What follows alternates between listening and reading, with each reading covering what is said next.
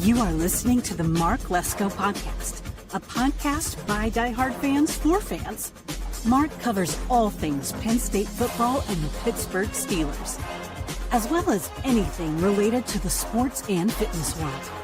Tune in weekly to listen to a couple of dedicated fans talk about these topics without filters. Thank you for listening to the Mark Lesko Podcast.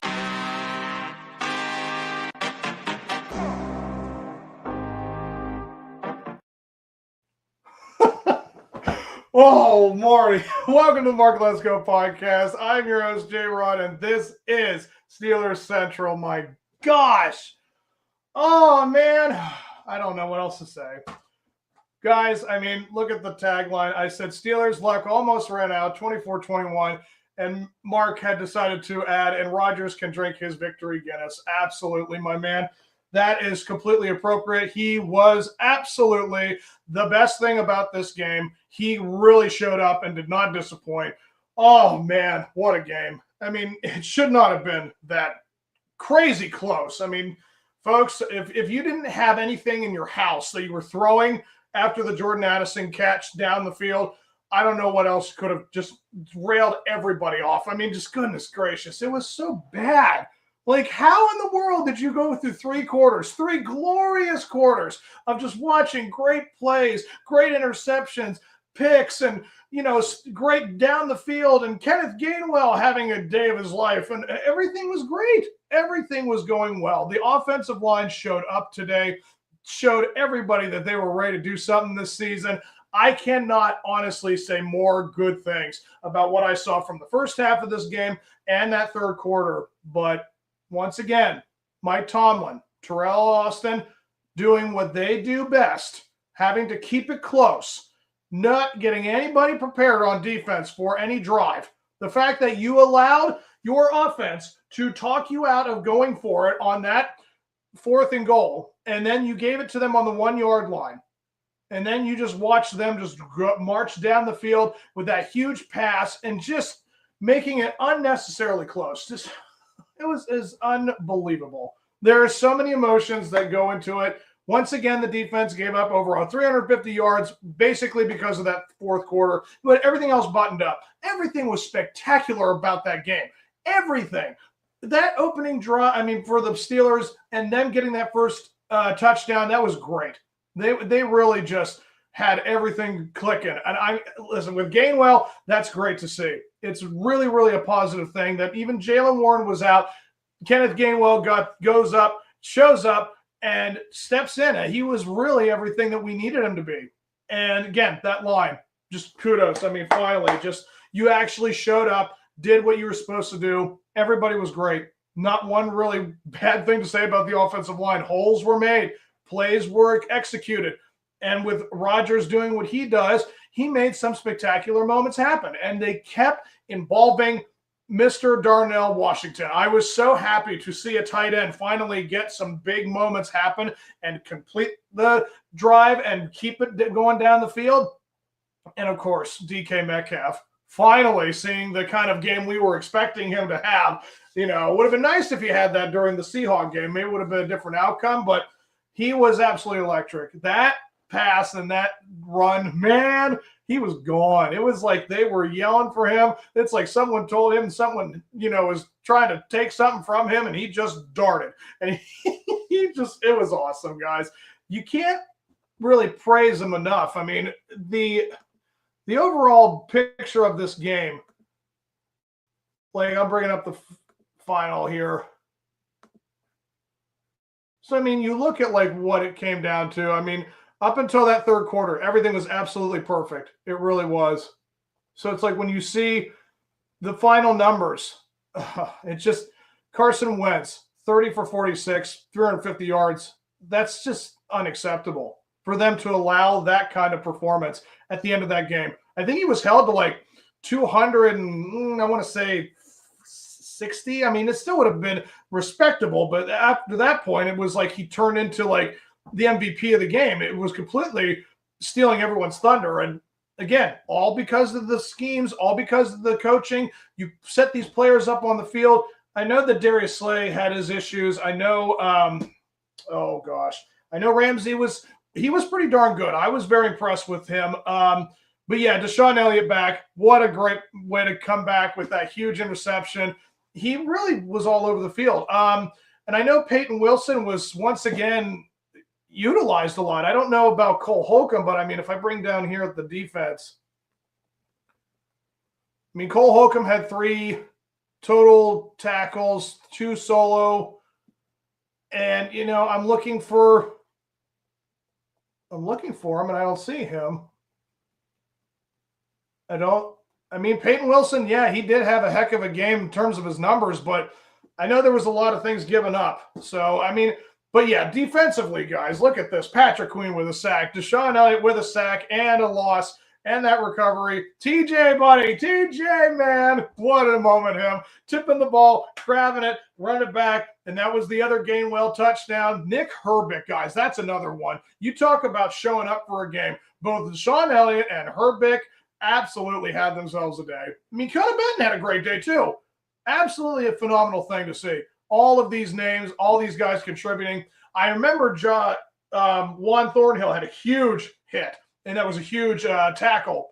Yeah, he had an absolutely phenomenal game himself. So these guys have absolutely every reason to feel good. But again, setting things up at the end of that game, I mean, it didn't need to be that way. I just know that they were trying to, you know, play conservative and not do anything and give up, but it's just like they didn't show up at all in that drive. I mean, it was just so bad watching it be from 24-6 and then just watching all the points just go up for the Vikings. It just didn't need to be.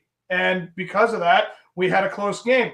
And I know everything's a lot more exciting if you make it close, but dominance would have been nice too. But after all that is said and done, folks, your Pittsburgh Steelers are 3-1. I know they've got some guys banged up. I don't know how bad Calvin Austin's injury is. I know Ramsey has a hamstring problem right now. So, again, we're lucky we have a bye week now. We have 2 weeks to rest up. And, again, players like Joey Porter should be back for the Browns series. And, you know, Ben Skoranek, I don't know what to say about Roman Wilson. I know we keep bringing his name up, but he never is, used. So I don't know how they're going to replace Calvin or if they're going to go out and find someone. But if it's as bad as I don't think it looked too bad, but if it is a bad injury and they need to have someone, I'd like to think they're going to go outside for that because they just can't afford to, rely on guys if they're not going to use them correctly. So I know Ben Skoranek's a good player. He had a really awesome day. I mean, he was all over the field. A lot of guys contributed some pretty fantastic results. I mean, if you take away Jalen Redmond's numbers, the 2 sacks, I mean, the offensive line did just such a phenomenal job. I mean, but you look at this whole thing, all that's pretty much in the second half, pretty much with Justin and Addison. You take those 2 numbers out, and it's just like, yeah, everybody was buttoned up and to conserve. And it was really a done job by the defense up until that fourth quarter. I mean, it was 3 out of 4. I'll take that, but it never needed to be that bad. And of course, you take away DK Metcalf's big 80-yard, then he would have had 4 catches for 46, and it would have looked pedestrian as always. But it's always about one big play, and they completely showed up. And again, Gainwell just had a game. I'm very impressed with how they contributed with his style. And, little bits of Caleb Johnson here and there. It was nice to see some improvement, give him a chance to kind of be inserted. So, I mean, for the most part, the thing that contributes to this game was Aaron Rodgers being Aaron Rodgers, Gainwell and the offensive line doing that spectacular game. I mean, it was great. Everything overall was what we needed to see. We need to see all those improvements. And, yeah, we're right now in the thick of things. I think we are very much in the conversation to do something in the AFC. After that kind of game, as long as you don't lose the game, it doesn't matter.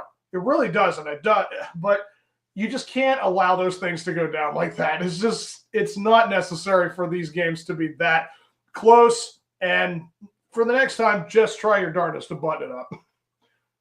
But yeah, so yeah, it was awesome. So you can't tell me that this team cannot do something. They are absolutely a very interesting team for sure.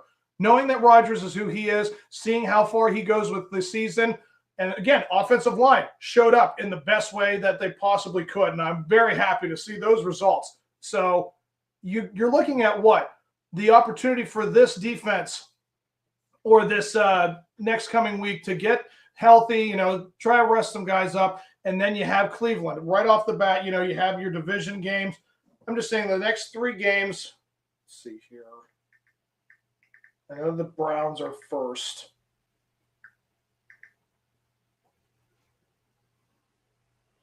So, yes, we're home for Cleveland on October 12th, and then we're at the Bengals, and then we're home for the Packers. I mean, guys, it's going to get real. I mean, we're just 4 games into the season. We're 3-1. I was so close to getting that prediction right. I said we were going to go undefeated up until this point, but the Seahawks are an absolutely fantastic team. They are right now leading their division. They look pretty darn good. I'm very impressed with what I see from them. But the whole outlook right now for the AFC North is that if the Bengals lose today, then the Steelers own first. Like, I think right now you have got to say this team is better than what a lot of analysts say. Like, so you're looking at having the opportunity to, again, with the Browns, with the Bengals, and then the Packers. Could you take 2 out of 3 from those games? I think you absolutely can. And then all of a sudden what would that make them, 6-1?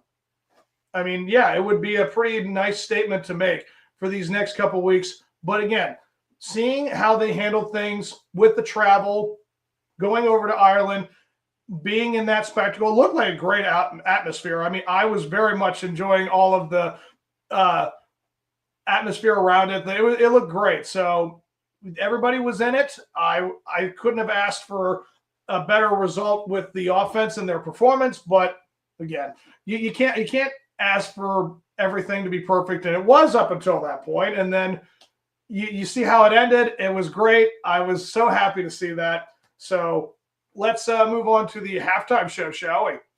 So with the upcoming games for today, let's see.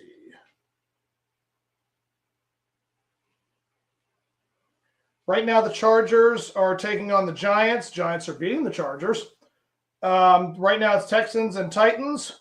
Falcons are right now with a 3-point lead over the Commanders. Bills are beating the Saints. Eagles are currently beating the Bucks. The Browns are now taking on the Lions. They are about to score. And then the Panthers are beating the Patriots right now. Wow. Yeah, with the 49ers and Jaguars, that's going to be an interesting game. I mean, Purdy will be back, but we'll see if the Jaguars are for real if they win this one.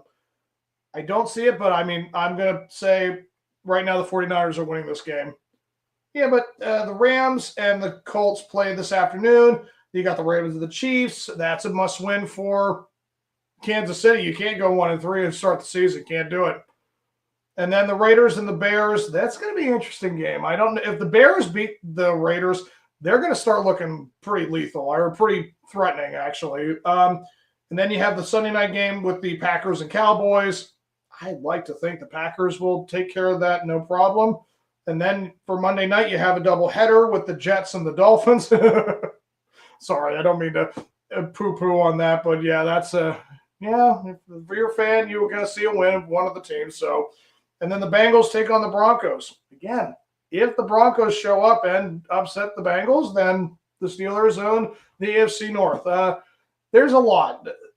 I'd like to think, this is not – that's crazy. I mean, the Browns are right now scoring on the Lions. I mean, who knows, guys? I mean, there's so much football left this season. I know that you got to have a lot of, backups. You got to have a lot of people ready.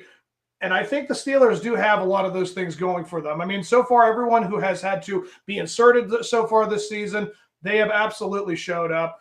I cannot be more impressed with what these guys have given us so far. Like when we get guys healthy again, and we don't know the extent of the injuries, but we're going into a very promising start to the season. So with Aaron Rodgers being acquired, Metcalf getting his deal, and, guys like Watt and Cam, they're all balling right now, and it's paying off right now.